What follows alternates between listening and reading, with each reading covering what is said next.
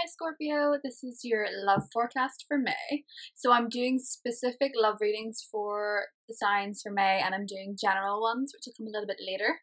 I want to get these loved ones all out of the way. Now, I already drew your cards because I drew them on camera, and the shadow period of Mercury retrograde decided that they didn't want that, so cut me off.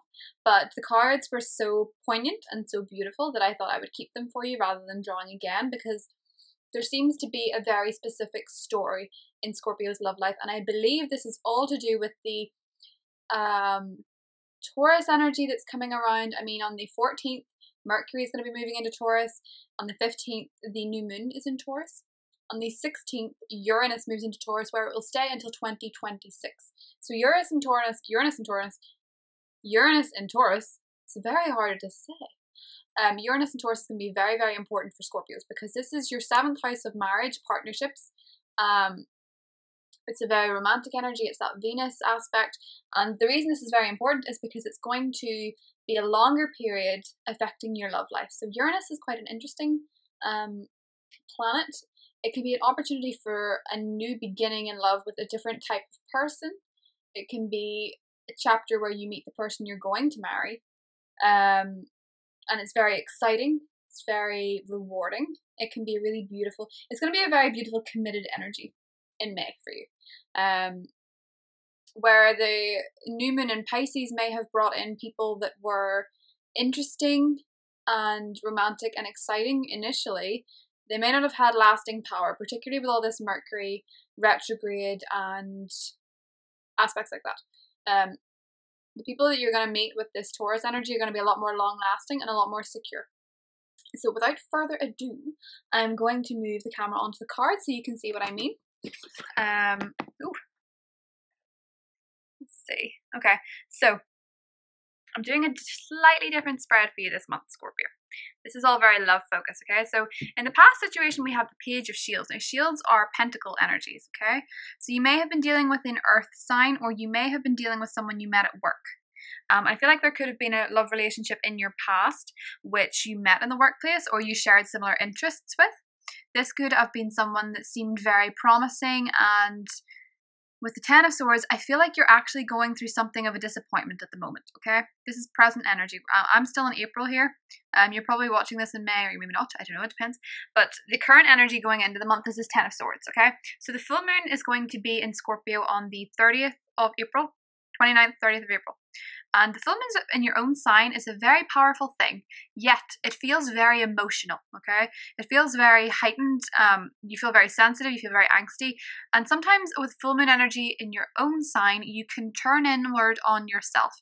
And this Ten of Swords seems to reflect to me that as bad as people may have been to you in the past, you're being harder on yourself, okay? This Ten of Swords is someone fighting with you. It's actually you fighting with yourself more than anything else, okay?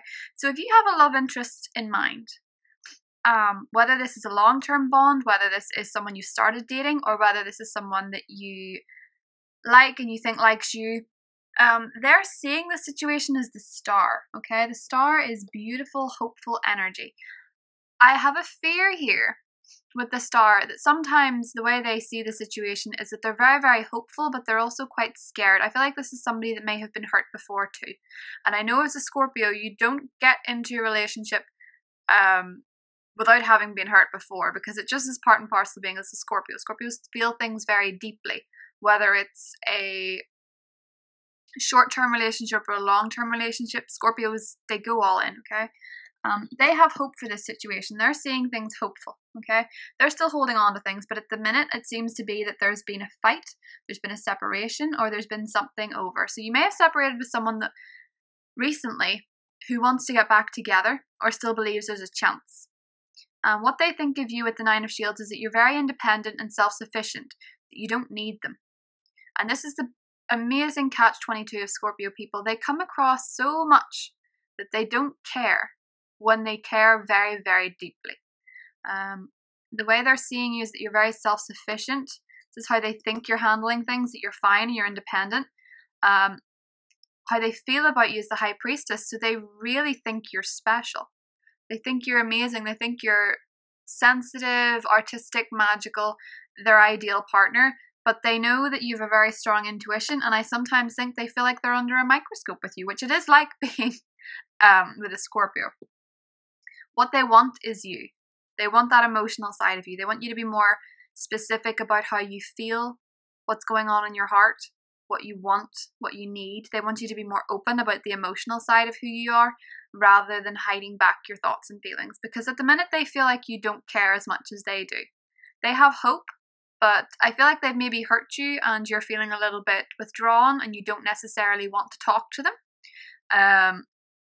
Depending on what they've done, that may be fine, it may be not, but they're definitely wanting the softer side of you. They want to talk to you and they want you to be honest about how you're feeling. Now, what you need to know about them is that they're very romantic, but they can be romantically immature as well. So they can have romantic ideals without putting in the work. So sometimes I suppose they could come across as quite wishy-washy. They could potentially be putting in a lot of words rather than effort. You're maybe judging them by what they're doing or not doing rather than what they're saying. But I feel like they have good intentions. I mean, the advice for you is that you got to make a choice, okay? The choice is yours, I feel. I feel like it's more your choice than theirs. You'll have the opportunity to leave or stay. This is the Two of Wands. So the choice is really between you. You can go down two different paths. I mean, if you want to be single, you can be single. If you want to go back to them, you can go back to them. But they're wanting a commitment, right? They want to actually have this Four of Wands. This celebration, this commitment, this greater ideal.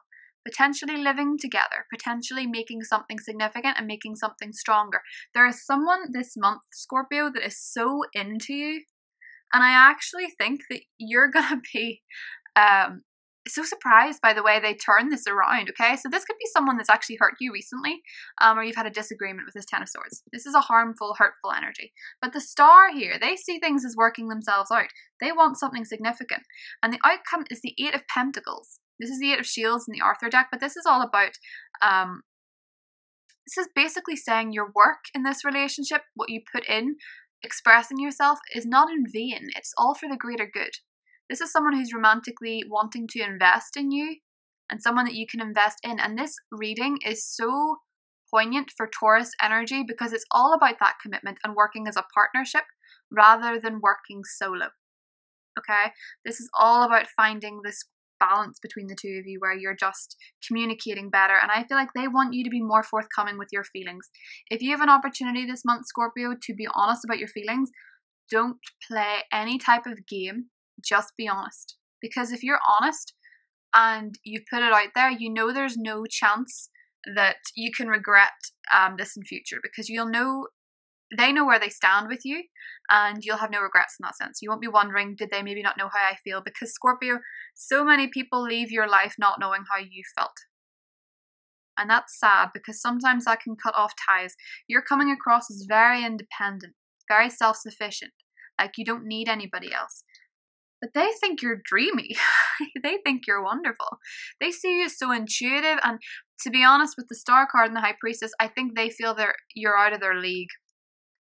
Very specifically. I mean, you're coming across so radiant and so beautiful and so magnetic, and they want the actual partnership. I mean, I don't know if you can see in this card, like they're smooching, they're kissing, they're very happy, and everyone's like, yay! Like it's a celebration of love. Okay, some of you may be getting engaged, and some of you may be getting married even. And if you're getting married this month, Scorpio, you're 100% marrying the right person because they want to be in this for the long haul. They want to put in the actual work. Okay, they want to make this a perfect union. I mean, the Two of Wands here, the Page of Cups, there's someone that would happily propose to you tomorrow. They're that taken with you. And if you've not met anybody yet, there is someone who really, really, really likes you coming in. I mean, yeah, maybe they've not completely arrived. I feel like they arrive at a time when you're feeling quite heartbroken, for those of you that are single. Or you're feeling at a loss, like you're feeling betrayed. I feel like you maybe met somebody and it seemed, they seemed great and you wanted them to be with you, and then suddenly they dropped you or they left you and you're devastated. But I don't think this person's gone. And if they are gone, okay, there is somebody else coming in. There's something very special here. I mean, this is really, really, really beautiful. They just want you to be honest. They just want you to be who you are. They're so accepting of your personality from these cards. It's actually incredibly calming. It's a calming energy. I mean, there's nothing a Scorpio person wants more than somebody that understands them, and somebody who, you know, even if they don't entirely understand your actions, they understand that they love you and they want to support you and they want to make you happy. This is what it's coming across to me. I do feel like some of you are getting engaged, and if not engaged, you're meeting somebody that could potentially be engagement material. I say potentially, but I feel more so that this is going to be an actual commitment energy. I feel like there's someone very, very, very settled coming into your month, and I don't see any mind games. I actually see that the worst feeling this month is how you go into it, okay? But be lighthearted and enjoy it, because this, you know, Scorpios are very intense. Scorpios in love can get very anxious. And the reason that happens is sometimes because you sense the other person doesn't understand you. I mean, the High Priestess is at the middle of the reading here. You know when someone's right for you, and you know when someone's wrong for you. Deep down, you know. And you know when someone's lying to you. And if you've been in a situation, I feel like recently with this Ten of Swords, I think there was someone lying to you, and something's hurt you. But I mean, you have all the power here, Scorpio. This is a very empowering reading. This is something that you dream about when you're young, and this is something that you've dreamed about for a while. Romantically, this is a beautiful, beautiful energy, and I feel like you're going to be very, very, very happy in the month of May.